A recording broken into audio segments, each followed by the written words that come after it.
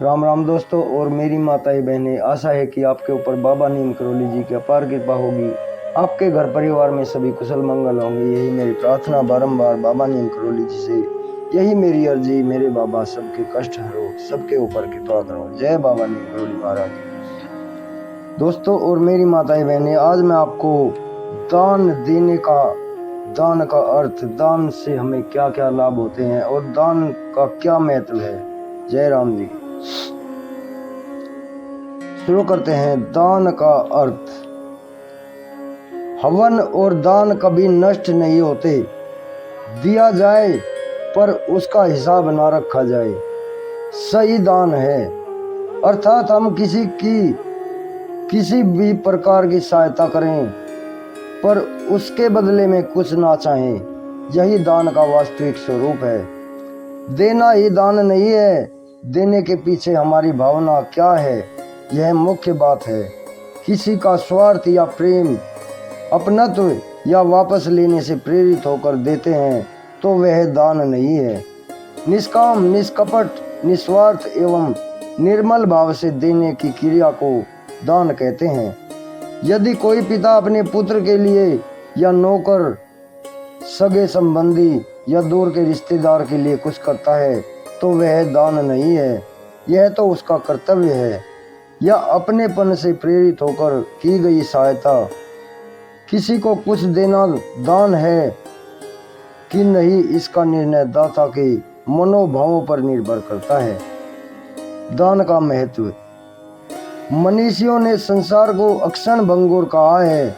प्रत्येक जड़ चेतन सब एक ना एक दिन नष्ट होंगी, सबको एक दिन नष्ट होना ही है।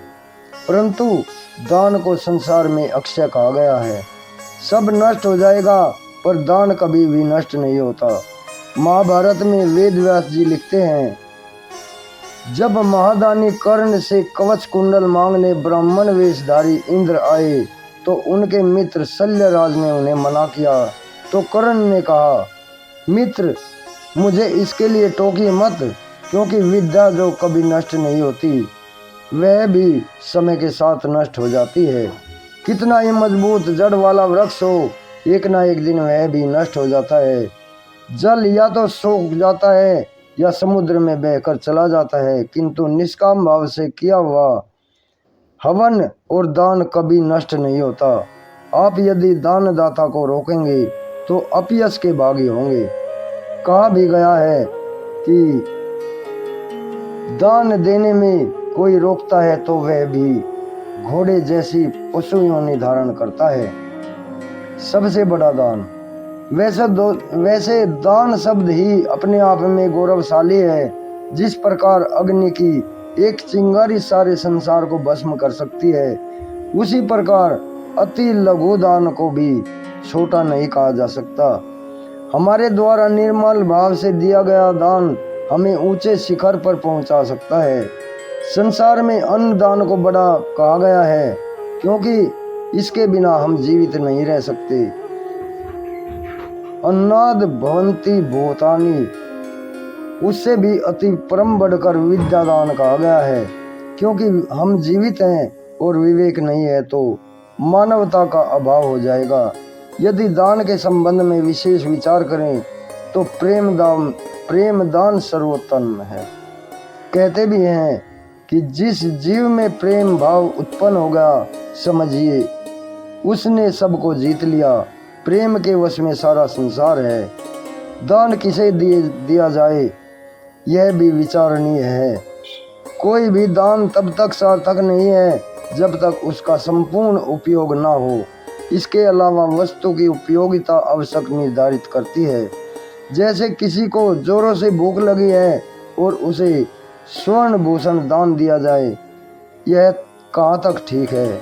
हमें ऐसे सुयोग्य पात्र को दान देना चाहिए जो उस वस्तु का या उस राशि का अधिकतम उपयोग कर सके।